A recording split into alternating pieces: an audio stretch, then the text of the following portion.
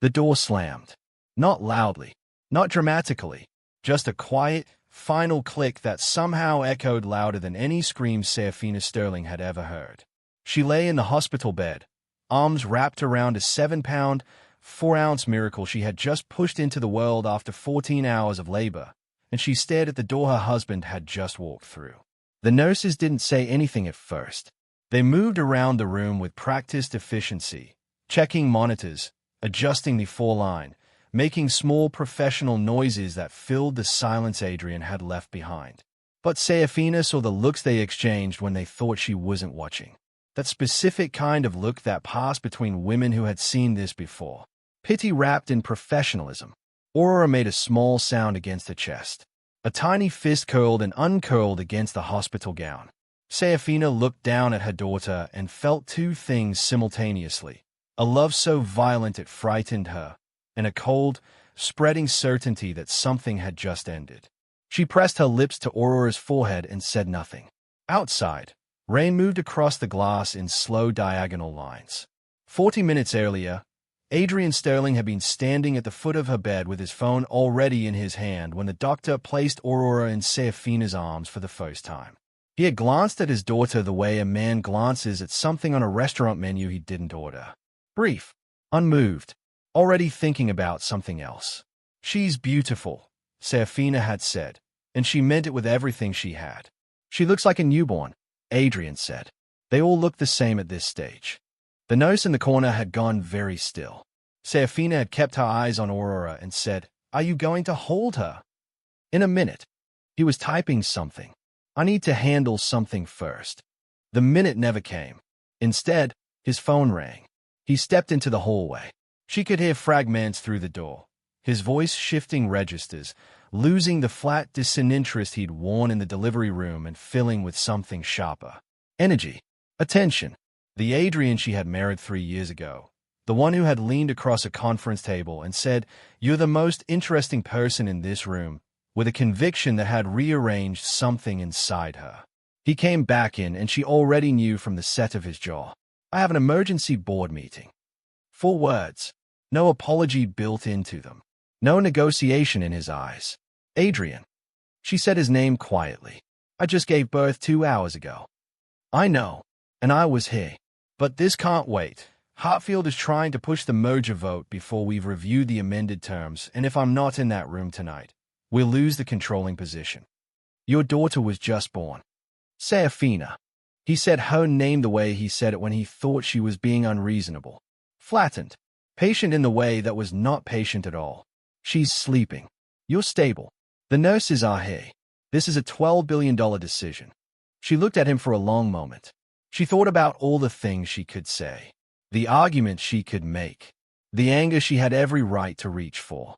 Instead, she said, "Go." He kissed her forehead, a dry, efficient press of lips, and he walked out the door. The click of it closing behind him was the quietest catastrophe she had ever survived. That was at 9:47 in the evening. By midnight, the nurses had stopped trying to be subtle about checking the hallway. One of them, young, with dark braided hair and eyes too honest for her own good, came in to check Aurora's vitals and paused near the door. "Is your husband coming back tonight?" Seraphina kept her voice level. "He had a meeting." The nurse nodded slowly. "I'll bring you extra blankets." It was the kindness of it that almost undid her. By 2 in the morning, the ward had gone quiet. The rain had stopped. Aurora slept in the bassinet beside the bed, her chest rising and falling with the unconscious confidence of something brand new to the world. Seraphina lay in the dark and did not sleep and did not cry. She was doing something more dangerous than either. She was thinking. She was remembering how this had started. Not the marriage, before the marriage. The version of herself that had existed before Adrian Sterling entered a room and oriented himself toward her like she was something he decided to acquire. She had been 26. Head of strategic partnerships at Vale Capital, working under her uncle Gerald, learning the architecture of institutional finance from the inside out. She had been good at it, not in the way people called women good at things, meaning organized and diligent and pleasant to have around, but good in the way that made older men uncomfortable in meetings. The kind of good that cost people money when they underestimated it. Then Gerald died. Then the inheritance arrived. Then Adrian Sterling proposed 6 months later. She had told herself the timing was coincidence. People who loved you didn't calculate. Lying in a dark hospital room at 2 in the morning with a newborn sleeping 3 feet away and no husband in sight, she understood, finally and completely, what she had always known and refused to examine. She reached for her phone, not to call Adrian. She opened a different application, encrypted, access restricted, the kind of thing that didn't appear in any app store. She looked at the dashboard for a long moment. Numbers, accounts, structures. Then she closed it and put the phone down and looked at the ceiling. Not yet. She had a daughter to protect first. She would need to think carefully. At 9 the following morning, a black luxury SUV pulled into the hospital's main entrance. Seraphina saw it from the window. She was standing, finally, moving carefully, Aurora in her arms, watching the rain that had returned overnight and wondering when the discharge paperwork would come. The car door opened. Vivienne Cross stepped out. Seraphina had seen photographs. Adrian wasn't careful about his phone. Or perhaps he was, and he wanted her to find things. The psychology of that was too exhausting to unpick right now. And she had seen Vivienne Cross in the background of event photos, at the edge of dinner reservations that appeared on his calendar under names like Heartfield Group Follow-Up and Strategic Alignment, VX. In photographs, Vivienne was beautiful. In person, stepping out of the car with the unconscious elegance of someone who had been watched her whole life and made peace with it, Vivienne was something more than beautiful. She was assembled, curated, every element of her. The cut of the coat, the angle of the sunglasses pushed up into her hair, the way she scanned the hospital entrance with a calm, proprietary ease, communicated a woman who knew exactly where she belonged. She was wearing Adrian's jacket, not a jacket like Adrian's. His jacket, the gray Bryony blazer with the small imperfection at the left lapel, a faint discoloration from a wine incident in Monaco 18 months ago that he had refused to have repaired because he claimed it gave the jacket character. Seraphina stood at the window and watched Vivienne Cross walk through the hospital entrance wearing her husband's jacket and felt something move inside her chest. Not breaking. She had braced for the breaking and it didn't come. What she felt was more structural than that. Something load-bearing that had been under pressure for a long time quietly shifting into a new configuration. She looked down at Aurora. "Okay," she said softly, to no one, to herself, to her daughter, to whatever version of the future was already assembling itself beyond the hospital glass. "Okay." Adrian arrived at 11. She heard his voice before she saw him. Out in the corridor, brisk and self-important, asking a nurse where his wife's room was as though he hadn't been given the number twice yesterday. He came through the door with the energy of a man who had resolved to do something and intended to get through it efficiently. He had lipstick on his collar. It was not her shade. There was a perfume in the air around him that she recognized from photographs of the woman who had just been wearing his jacket. He didn't notice that she noticed. Or he noticed and he didn't care, and she had long ago stopped being able to tell which was wise. "How are you feeling?" he asked, and moved toward Aurora's bassinet with the careful body language of someone performing a role they hadn't rehearsed enough. "Fine," Seraphina said. "Good. Doctor says you can discharge this afternoon. I'll have Marcus bring the car around at 3. I saw Vivienne Cross outside." A pause. Very small. Practiced. She had a meeting nearby. In your jacket." "Seraphina. The flat patience again. Let's not do this right now. You just had a baby. You should be resting, not." "You're right," she said. He blinked. He had prepared for an argument, and she had removed it, and now he was recalibrating. "I should rest," she continued. "We should go home." He nodded. The tension in his shoulders shifted into something more comfortable. Relief. She recognized it. The specific relief of a man who believed he had managed something. He hadn't managed anything. She was just choosing her moment. The Sterling estate was 40 minutes from the hospital. Seraphina sat in the back of the car with Aurora strapped into the infant seat beside her and watched the city give way to tree-lined avenues, and then private gates, and then the long, pale gravel drive that led to a house she had never fully felt was hers. Adrian sat in the front seat. His phone didn't stop for the entire drive. He laughed once at something on a call, a real laugh, unguarded, the kind she hadn't heard directed at her in over a year. Vivienne's voice, faint and warm, floated through the phone speaker before he angled it away from her. Aurora slept through all of it. Seraphina watched the trees go past and began, very quietly, to plan. The first weeks at home were a particular kind of loneliness she hadn't known existed. Not the loneliness of being alone. She was used to that, had grown up with a father who traveled and a mother who had preferred solitude even in company. But the loneliness of being invisible inside a house full of people who had decided, consciously or otherwise, not to see you. Adrian's mother, Arabella Sterling, arrived 3 days after the discharge. She swept into the house with the authority of a woman who had spent 40 years being right about everything and fully expected this record to continue. She examined Aurora with the critical attention of a jeweler assessing a stone that had arrived from a less reputable supplier. "She has the Sterling forehead," Arabella announced, which seemed to be the highest compliment available. The eyes could go either way. She did not ask Seraphina how the delivery had been. She did not ask how Seraphina was sleeping, or eating, or holding up in the specific crucible of early motherhood. She installed herself in the East Wing guest suite, rearranged the kitchen to her preferences, and began giving the household staff instructions that contradicted Seraphina's standing ones. Adrian said nothing. Theodore Sterling, Adrian's father, a man who had built the original Sterling trading firm through a combination of genuine intelligence and the specific aggression of someone who had something to prove, arrived for Sunday dinner 2 weeks in. He shook Seraphina's hand. Not embraced her. Shook her hand. She had been his son's wife for 3 years and the mother of his grandchild for 2 weeks, and he shook her hand. "Adrian tells me you're settling in well," Theodore said, which was so disconnected from reality that she had to take a moment to process it. "Adrian and I don't talk much right now," she said. Theodore smiled the way powerful men smile when a woman says something they've decided not to hear. "Early days," he said. "It all settles down." The dinner that night was a performance. The Sterling family assembled around the long table in the formal dining room. Theodore at the head, Arabella at the foot, Adrian on one side with his phone face down beside his plate, Seraphina on the other with Aurora in a bassinet nearby. And they talked about the merger, and the summer house, and a senator Theodore had recently had to dinner, and the foundation gala coming in November.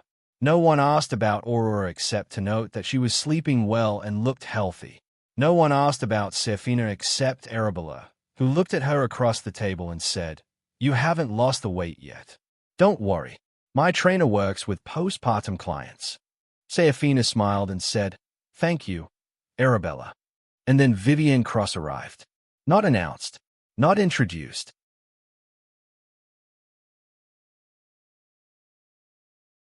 She simply appeared in the doorway of the dining room with the ease of someone who had been here before, many times, recently, and said, "Sorry I'm late." The Northfield event ran long. Theodore said, "Vivienne, sit down, we've barely started." Arabella said, "There's a place set for you on Adrian's side." Adrian said nothing and moved his phone to make room. Seraphina looked around the table. She looked at the preset place.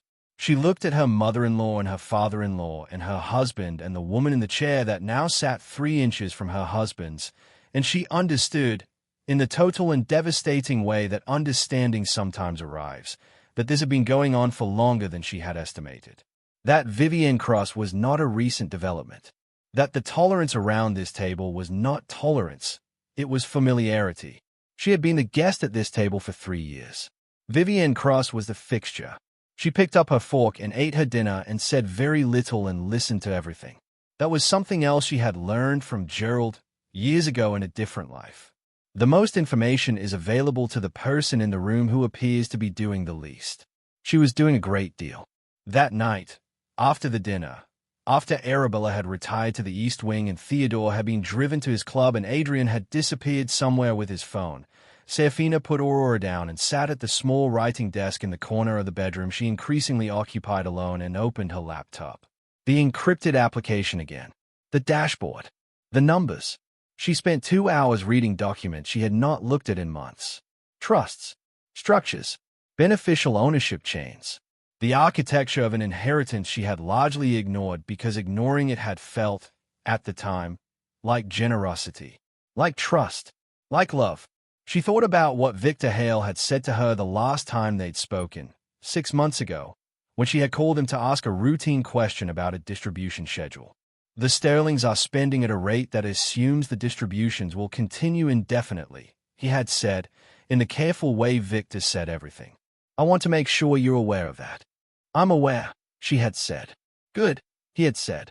Because the moment you decide to review the agreement, there are some structures in place that will look very different under scrutiny. She had filed that away. She had not been ready to look at it then.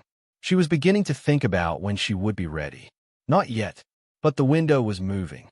The weeks became months with the particular cruelty that difficult time has, slow in the living of it, incomprehensibly fast in the looking back. Aurora grew. She learned to focus her eyes, to track movement, to recognize her mother's voice with a reliability that made Seraphina feel, in her most honest moments, that she was the only tether that mattered. Aurora reached for her. She did not reach for Adrian, largely because Adrian was rarely present long enough to reach for. He missed the 6-week checkup. He missed the first bath, though Seraphina had told him 3 times. He worked weekends. He was at Vivienne's charity events, his name in captions in the society pages as an attendee, the photos timestamped during hours he had claimed to be in Frankfurt. He moved, gradually and without announcement, into the guest room at the end of the hall. Not a conversation, not an acknowledgement, just a slow migration of personal items, toiletry bag first, then a suit, then 2 more suits, then the good watch stand, until one day Seraphina realized it had been 11 days since he'd slept in their room and he hadn't mentioned it and she hadn't asked. She was waiting. She didn't fully know what she was waiting for. Or she knew, but she wasn't ready to admit it to herself yet. Because the moment she admitted it, she would have to act on it, and acting on it meant a transformation she wasn't sure she was prepared to survive. The photographs appeared in early spring. A magazine, not tabloid, real magazine, the kind that got placed on coffee tables in executive waiting rooms, ran a piece on the Sterling Group's philanthropic arm. 4 pages. Good photography. The headline was something about legacy and responsibility and the next generation of institutional giving. Seraphina read the piece in the kitchen while Aurora worked on a bowl of pued sweet potato with the focused determination of someone encountering a great challenge. There were photographs of Adrian and Vivienne at a hospital charity gala, a children's literacy event, the opening of an arts center. In each photograph, they stood together with a natural adjacency of a couple who had forgotten they were being watched. In one of them, the children's literacy event, Vivienne's head was tilted toward Adrian's shoulder, and his hand was at the small of her back, and they were both laughing at something happening outside the frame. That it was a laugh she recognized. The headline of the photo caption read, "The Woman Behind Sterling's Future." Seraphina looked at the caption. She looked at Aurora. She looked back at the magazine. She set it down, helped Aurora with the sweet potato, cleaned her daughter's face with a warm cloth, and said, quietly and to no one in particular, "All right then." She called Victor Hale that afternoon for the first time in 8 months. "Seraphina," he said, and she could hear in his voice that he'd been expecting this call. "Victor, I need to review the trust documentation." A pause. "All of it. All of it." Another pause. "Longer. I'll have everything prepared by Thursday. I'd suggest we meet at your secondary office rather than the estate." "I don't have a secondary office anymore." "You do," he said simply. "You've always had it. You just haven't been using it." She absorbed that. "Thursday," she said. "Thursday," he confirmed. "And Seraphina." "Yes. I'm glad you called." The lawyers arrived on a Tuesday morning in April. 2 of them, senior, expensive, wearing the specific kind of suit that communicates institutional backing, came to the estate and sat in the front sitting room and placed a document on the coffee table with the precision of men who had done this many times and expected a predictable outcome. Seraphina sat across from them in a pale linen dress with Aurora upstairs and the silence of the house around her. The lead attorney, Harrison Price, according to his card, cleared his throat and said, "Mrs. Sterling, my clients have asked me to present a proposed separation agreement." She looked at the document without touching it. "The terms," Harrison Price continued, "are designed to provide a clean and efficient resolution to." "Read them to me," Seraphina said. A pause. "I'm sorry." Read them aloud. I want to hear them. Harrison Price exchanged a glance with his colleague and then began reading. No alimony. No claims against Sterling Group assets. No equity position in jointly held properties. Custody structured as primary residence with father, generous visitation rights for mother. In exchange, a one-time payment of $2 million and a non-disclosure agreement covering the entire duration of the marriage. He finished reading. The room was quiet. Seraphina said, "They want me to give up my daughter. The custody arrangement would provide regular.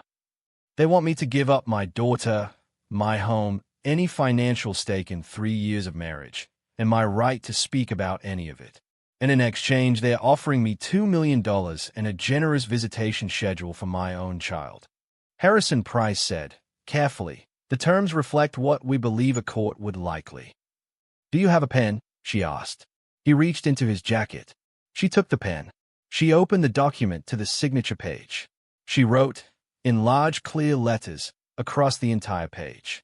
"Refused." She capped the pen. She handed it back. "Tell your clients," she said, "that they should think more carefully about what they are asking for." Harrison Price looked at the document. He looked at her. Something moved behind his professional exterior.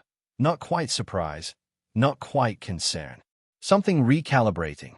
"Mrs. Sterling, thank you for coming," she said. "My housekeeper will show you out." She sat in the sitting room for a long time after they left. She was breathing slowly and deliberately, and her hands were folded in her lap, and she was almost completely still. Then she picked up her phone and called Victor Hale. "They sent settlement papers," she said. "I expected they would," Victor said. "I refused." "Good. Victor, tell me where we stand." "Exactly." A brief pause. Then the sound of papers. Victor Hale had the old-fashioned habit of printing everything. She had always found it endearing. Now she found it reassuring. A man who printed everything before important conversations was a man who had thought about what he was going to say. Vale Crest Capital, Victor began, currently administers 3 primary trust structures: the Vale Crest Heritage Fund, the Sterling Legacy Trust, and the Meridian Beneficiary Pool. The Sterling Legacy Trust is the one the family uses. Is the primary vehicle through which Theodore and Adrian Sterling access the majority of their liquid wealth. Yes. The distributions from that trust represent approximately 63% of the Sterling family's annual operating income. The Sterling trading firm itself generates roughly 30%. The remaining 7% is a mix of real property income and smaller instruments. Seraphina was doing the arithmetic. And Vale Crest controls the trust. Vale Crest administers the trust under the terms established when your Uncle Gerald established it 14 years ago. The administrative authority has always rested with the Vale Crest chair. "Which is me?" "Which has been you," Victor said carefully, "since Gerald's death." "Yes." She looked out the window at the garden. A gardener was working near the roses, unhurried, systematic. "They don't know," she said.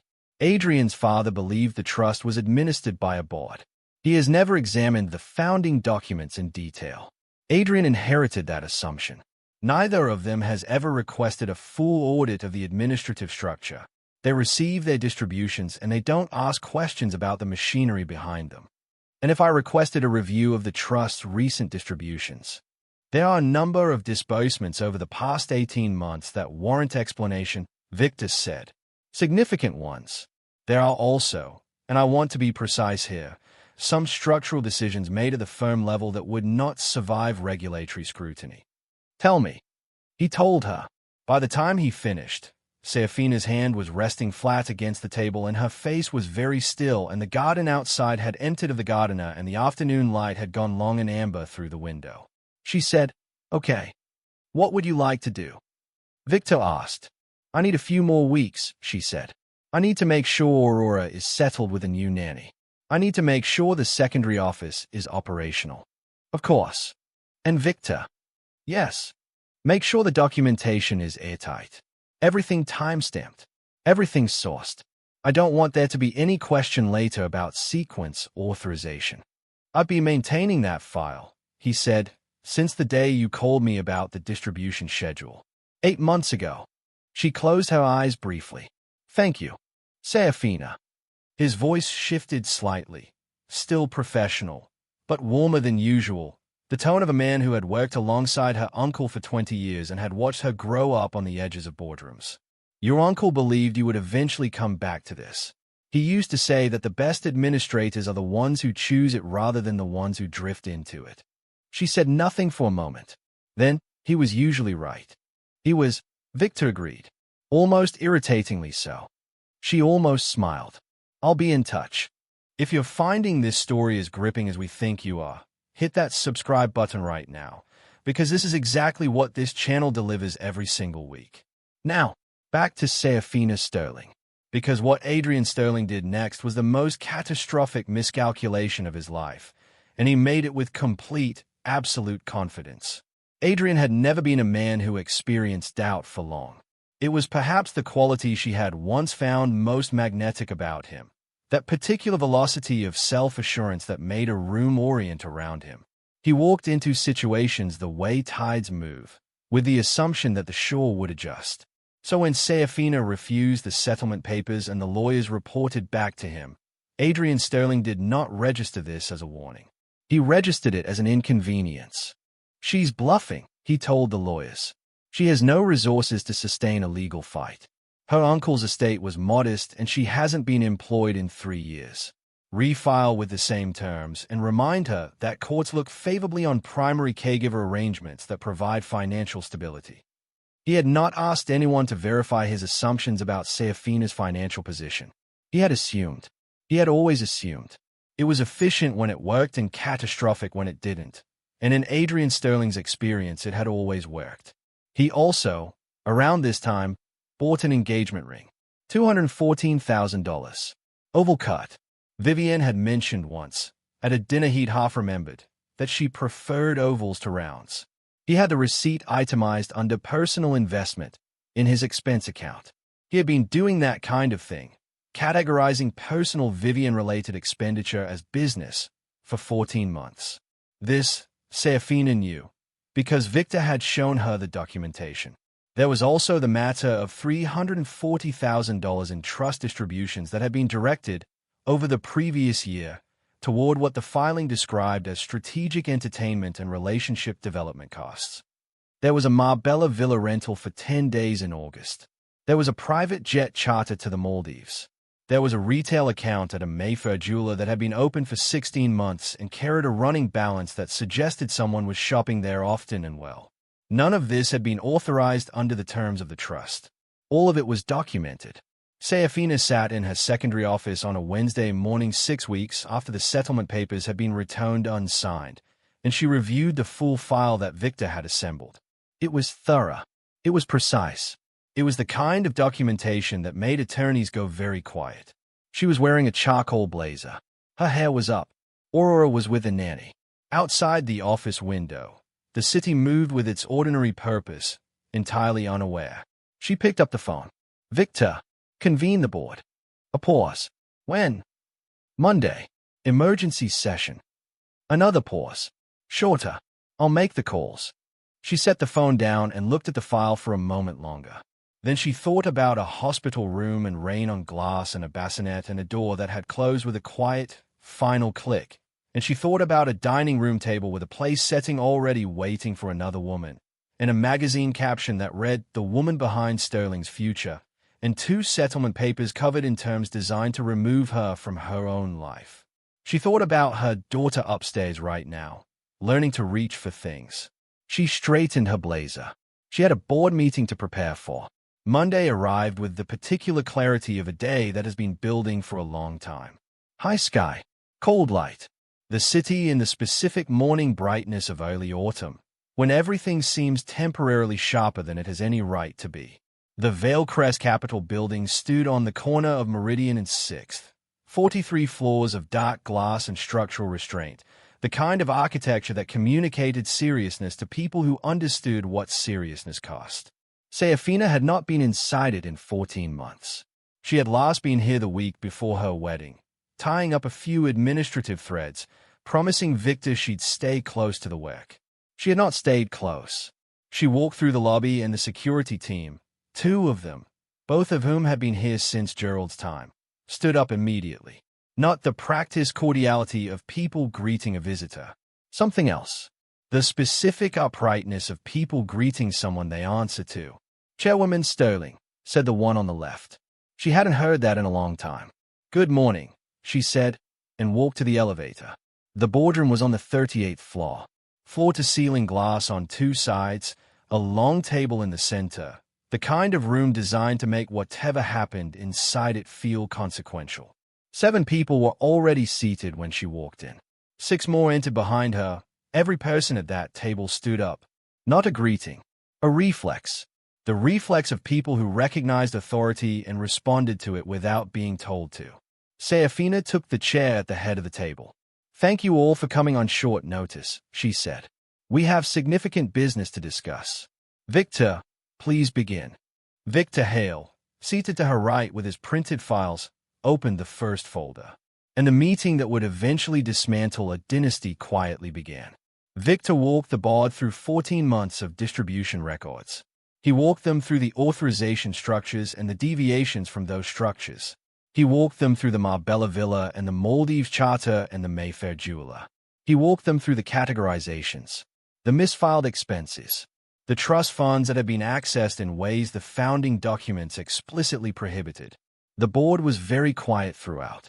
When Victor finished, Seraphina said, "I'd like to formally request that all distributions from the Sterling Legacy Trust be suspended pending a full independent audit." The motion was seconded in under 4 seconds. It passed unanimously. "The Sterling family will be notified as required by the trust agreement," Victor said. "That notification will go out this afternoon." One of the board members, Diane Forsyth, 52, who had been at Vale Crest since before Seraphina was born, looked across the table with an expression Seraphina couldn't entirely read. Not quite approval. Something closer to recognition. "Welcome back, Chairwoman," Diane said. Seraphina looked at her. "Thank you, Diane. Let's get to work." Theodore Sterling received the notification at 4:37 that afternoon. Victor had told Seraphina about the call afterward. How Theodore had read the letter twice and then called his attorney and then called Victor directly and said, in the voice of a man whose blood pressure had just done something medically concerning, "What is the meaning of this?" Victor had said, calmly, "A routine review has been initiated under Article 11 of the Trust Charter, which grants the administering institution the right to pause distributions pending an audit. We'll be in touch with the relevant documentation." Theodore had said, "Who authorized this review?" Victor had said, "The chairwoman of Vale Crest Capital." Theodore had said, "My son's firm? The board can't." "The chairwoman," Victor repeated, and there had been a silence on the line. A long one. "Who," Theodore Sterling said slowly, "is the chairwoman of Vale Crest Capital?" Victor told him. Seraphina was not present for that conversation, but she had known Theodore Sterling long enough to be able to construct it precisely in her mind. The pause, the recalibration, the slow, structural realization arriving in increments. And then the specific quality of silence that follows when a man of Theodore Sterling's experience understands that he has been making assumptions about a situation for a very long time, and the assumptions were wrong. She imagined it lasted a while. Adrian, when the notification reached him, had a different reaction. Adrian's reaction was to call his attorney and say, "This is Seraphina trying to cause problems. She doesn't have the access or the authority to freeze anything. Get me on the phone with whoever's running Vale Crest and we'll sort this out in an afternoon." His attorney said he'd look into it. His attorney called back 40 minutes later. The call was noticeably shorter on the return. Adrian's confidence did not break immediately. It never did. It was one of his most durable qualities and in some ways his most dangerous one, because it insulated him from information. He told Vivienne that evening, over dinner at a private members restaurant near the financial district, that this was a nuisance rather than a threat. "She's trying to create leverage for the divorce," he said. "Freeze a few accounts, scare a few board members, get the settlement terms improved. It's transparent." Vivienne, who was more perceptive than Adrian sometimes gave her credit for, looked at him over her wine glass and said, "You've confirmed she doesn't have actual authority over the trust. She married into a family with a trust. She has no connection to its administration." Vivienne said nothing more. but she looked at her wine glass with an expression that suggested she was turning something over privately. She was smarter than he knew. She just didn't have all the information either. Meanwhile, somewhere across the city, in a house Adrian Sterling had stopped inhabiting with any real presence, Seraphina sat in the chair by Aurora's crib and watched her daughter sleep and felt, for the first time in longer than she could accurately measure, something that was not grief and not anger and not exhaustion. Something more like stillness. The specific stillness of a person who has stopped waiting and started moving, who has stopped absorbing and started redirecting. Aurora's hand was curled under her cheek. Her breathing was perfectly regular. "I'm going to tell you something," Seraphina said softly to her sleeping daughter, "about the kind of power that doesn't announce itself, about what your great-uncle Gerald understood, that real authority never needs to raise its voice. It just needs to be exercised correctly." Aurora slept. "We're going to be fine," Seraphina said. "Better than fine." She stayed until the room was fully dark, and then she went to her desk and opened her laptop and continued reading. There was still work to do. The audit took 4 weeks. During those 4 weeks, several things happened in parallel. Theodore Sterling's attorney made 11 calls to Victor Hale. Adrian Sterling's attorney sent a formal letter demanding the suspension of the distribution freeze pending a judicial review. The board of Vale Crest convened twice more. 3 of the trust's sub-administrators requested urgent clarification meetings. And Evelyn Hart, a forensic account specialist Victor had retained for exactly this kind of situation, quietly, methodically, and without announcement, began building a case that would eventually be the most thorough financial accounting the Sterling family had ever had the displeasure of receiving.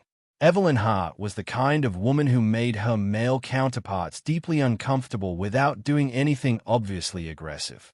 She was 4-to-1, precise, with a background in regulatory investigation that included 2 enforcement actions that had made the financial pages and one that had not but probably should have. She had worked with Victor before. She did not waste words. She sent Seraphina a single email at the start of the engagement that said, "I've reviewed the preliminary file. You have more to work with than you know. I'll have an initial assessment in 2 weeks."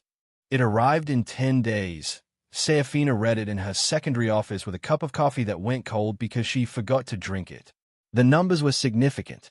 Beyond the trust distributions, the villa, the Maldives, the jeweler, there were expense categorizations across 16 months that bore no legitimate relationship to their stated purposes. There were 3 accounts that appeared in the Sterling Group's internal structure, but had no external authorization. There was a property transaction that had been run through the trust as an administrative cost but was, in fact, a personal acquisition. The acquisition was a penthouse apartment in the 16th district. The apartment was registered under a shell entity. Evelyn had found the connection in a title search. The apartment was currently occupied. To judge by the utilities, Seraphina looked at the address for a while and then moved on. The point was not the apartment. The point was the pattern. The systematic treatment of personal expenditure as institutional cost. The confidence of people who believed they would never be examined because the examiner had no power. The confidence of people who had decided, without verification, who held authority in any given room. She had spent 3 years in rooms where people had decided that. Dinner tables and boardrooms and hospital corridors and sitting rooms with settlement papers on the coffee table. Rooms where the assumptions about who she was, housewife, passenger, peripheral figure in the Sterling narrative, had been so settled that they had never been questioned. She thought about that, sometimes. About how assumptions were a kind of architecture. About how structures built on assumptions had load-bearing walls that weren't visible until something tested them. Something was about to test them. The divorce proceedings formally began on a Thursday. They were held in the chambers of Judge Harrison Cole, who had the dry, unhurried manner of a man who had heard most things and been surprised by very few of them. Seraphina sat on one side with Victor beside her. Adrian sat on the other side with his attorney, a very senior man named Caldwell who had been handling Sterling family legal matters for 20 years and had the self-assurance of someone who had won many rooms. The proceedings began as proceedings usually began. Procedural, measured, the lawyers establishing positions while the principals sat in formal proximity and did not look at each other. Caldwell opened for the Sterling side with the argument that the dissolution was straightforward, that the assets were clearly delineated, and that the trust freeze was an unauthorized action that had no legal basis and would be overturned on review. Victor said nothing. He placed a folder on the table. Caldwell continued. He said the documentation would show that Seraphina Sterling had no meaningful connection to the family's financial structures, that her marriage had been generously supported by the Sterling family, and that the proposed settlement terms represented fair and reasonable value. Victor placed a second folder on the table. Caldwell said, with the practiced fluency of a man making an argument he expected to win, "My client's wife has no connection to or authority over the Sterling family wealth." He said it clearly, on record, to a judge. Victor opened the first folder. Judge Harrison Cole leaned forward. What happened next took 11 minutes. Victor walked through the ownership structure of Vale Crest Capital. He walked through the administrative authority established in the founding trust documents. He presented the chain of inheritance, Gerald Hale's estate to Seraphina Sterling née Hale, documented and clean and unambiguous.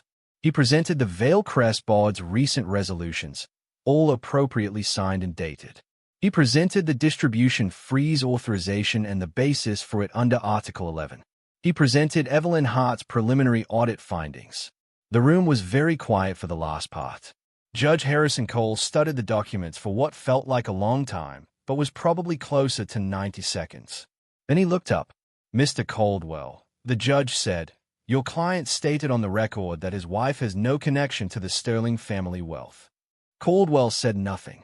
His face had undergone a transition that Seraphina watched with careful, neutral attention. The transition of a man recalibrating in real time. According to these records, Judge Cole continued, "Your client's wife controls the institution that administers the primary trust from which your client's family derives the majority of its wealth." He looked at Adrian directly. "Mr. Sterling, is it your testimony that you were unaware of your wife's position at Vale Crest Capital?" The room waited. Adrian Sterling, who had walked into this chamber with the body language of a man who had already won, who had sat down with the looseness of someone attending a formality, who had not looked at Seraphina once since the proceedings began, was looking at her now. She met his eyes. She did not look triumphant. She did not look angry. She looked the way she had looked in that hospital room, and at that dining room table, and on that drive home from the hospital, and across every room in which she had been made to feel invisible. Completely still, completely present, completely clear. "I was not aware," Adrian said, "of the full extent of—" "Mr. Sterling." The judge's tone was measured but distinctly less accommodating than it had been 60 seconds ago. "We'll need to take a brief recess." The brief recess lasted 40 minutes. When they reconvened, Caldwell requested an adjournment to review newly presented documentation. The judge granted it with a brevity that suggested his opinion of the morning had been updated. Adrian sat beside his attorney and said something in a low voice, and Caldwell responded in an even lower voice, and Adrian's expression went through several adjustments that were, Seraphina thought, probably the most honest thing she had seen on his face in years. As they were filing out, she heard a sound she had never heard from Theodore Sterling. He was seated in the gallery. He had come to watch what he expected would be a clean resolution, and the sound he made when the judge laid out the documents was quiet and low and had nothing of his usual authority in it. It was the sound of a man whose architecture had just shown him its load-bearing walls. Arabella, beside him, had gone the color of old paper. In the corridor outside the chambers, Adrian caught up with her. No lawyers, no staff, no Vivienne, who had been somewhere in the building and was no longer visible. Just Adrian and Seraphina in a corridor of pale marble, people moving around them with the purposeful indifference of people who have their own legal problems to worry about. He looked different, not diminished. She hadn't wanted him diminished. That had never been the point, but changed. As though something that had been under internal pressure for a long time had been released, and the face that remained was closer to whatever was actually underneath. "I didn't know," he said.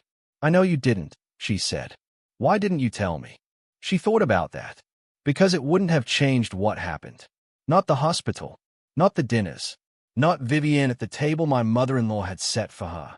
Not the settlement terms. He looked at the floor for a moment. "How long have you known?" "About what I was doing with the trust accounts." Long enough. And the apartment. That too. He exhaled slowly. The board is going to. The board is going to do what the audit recommends, she said. Victor will be in touch with your attorney about the distribution review. The legal question of what was improperly accessed is now a separate matter from the divorce. I'm sorry, he said. I'm sorry. She looked at him for a moment. The Adrian who had said, across a conference table years ago, that she was the most interesting person in the room. The Adrian who had left a hospital at midnight and come back smelling of another woman. The Adrian who had prepared a place at his parents' table for someone else's arrival. I know, she said. She meant it. It wasn't absolution. It wasn't warmth. It was something more honest than either. The acknowledgement that the apology was real and also that it had arrived at the far end of an accountability she had built with her own hands, and that those two things could coexist without canceling each other out. She walked down the corridor and out through the building's glass doors into the autumn morning.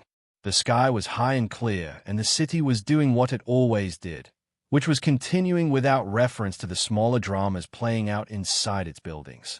She texted her nanny, home by noon.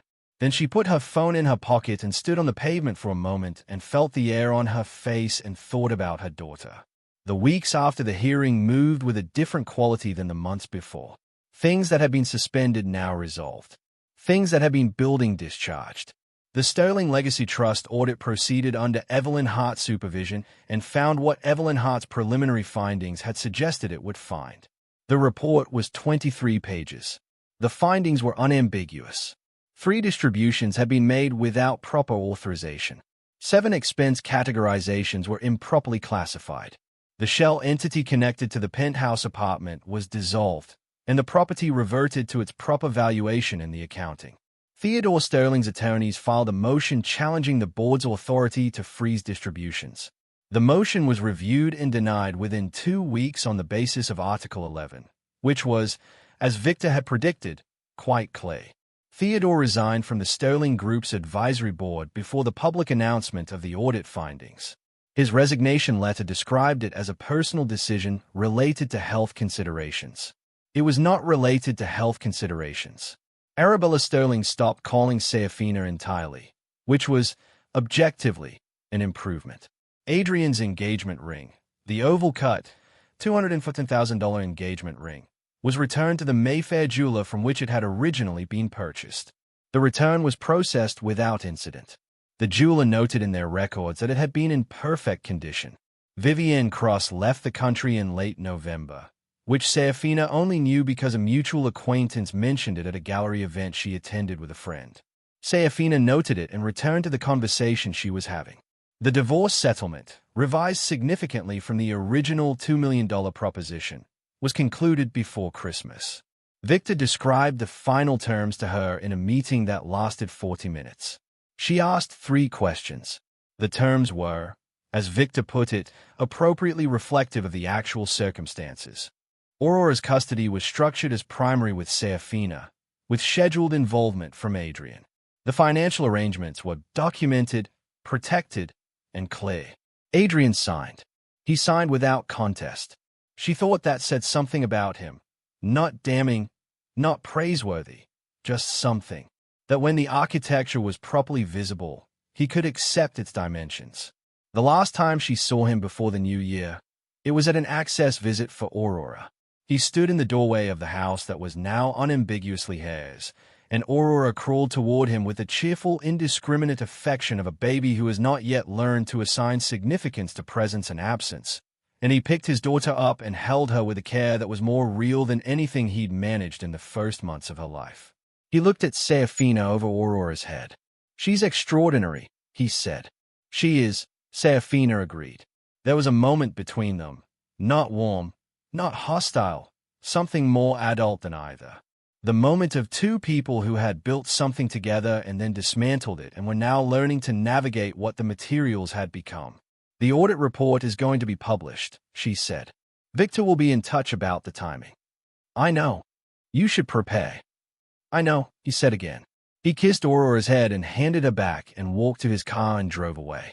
Seraphina stood in the doorway and held her daughter and watched the car reach the gate and turn into the avenue. Aurora grabbed a strand of her mother's hair and pulled, which was her current preferred form of engagement.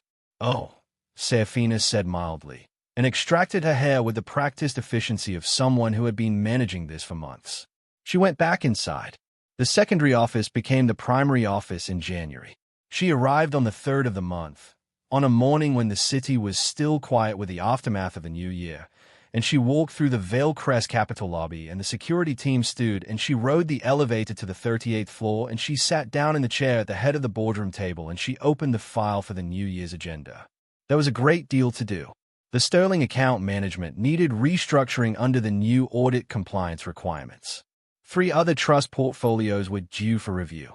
Vale Crest had 2 strategic opportunities pending that Victor had been sitting on while he waited for her to be ready to engage with them.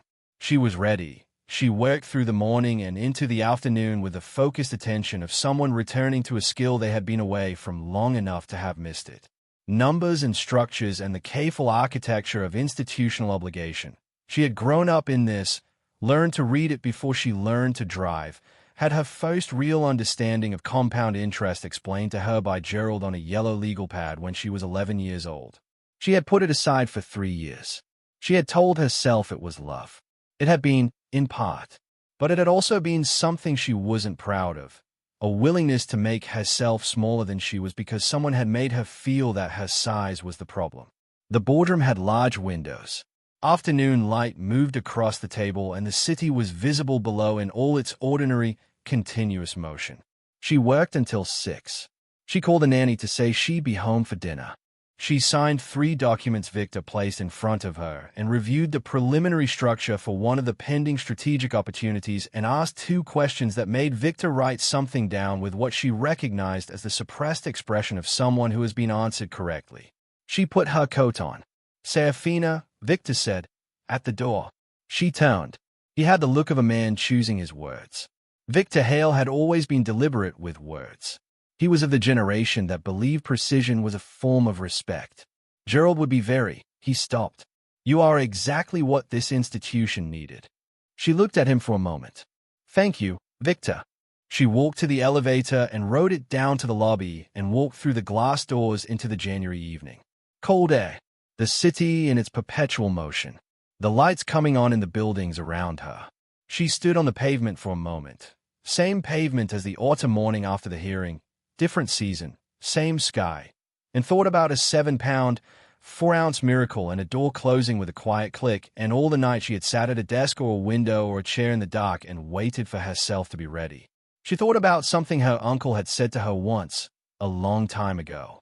They had been watching a trade execute, a slow, patient position that had taken 18 months to mature, and she had asked him how he'd known to hold it so long. He had said, "The mistake people make is thinking that waiting is doing nothing. Waiting is one of the most active things you can do. It requires everything." She had been 23 and had written it down on a yellow legal pad and forgotten about it for a decade. She thought about it now. Then she pulled out her phone, called her driver, and went home to have dinner with her daughter. That evening, after Aurora was in bed, after the bath and the songs and the bottle and the particular negotiation of a 10-month-old who had opinions about bedtime that she was not yet linguistically equipped to express, Seraphina sat in the chair by the window in the quiet of the house and held a glass of wine she wasn't particularly drinking and felt the particular quality of an evening that arrives after a long passage of weather. Aurora had taken 3 steps that afternoon. Unassisted, she had been standing at the edge of the coffee table, holding on, and then she had simply decided not to hold on, and she had walked 3 small, explosive, concentrated steps toward her mother's outstretched hands. She had fallen on the 4th step and laughed. Seraphina had caught her and held her for a long time. She sat now in the window with a glass of wine and the memory of it and thought. This was the thing they had never understood. All of it, the board meetings and the audit and the courtroom and the settlement and the long nights at the desk, all of it was the infrastructure. The thing it had been built to protect was not wealth or position or the satisfaction of accountability rendered. It was a baby learning to walk toward her. She set the wine glass down. She picked up a pen.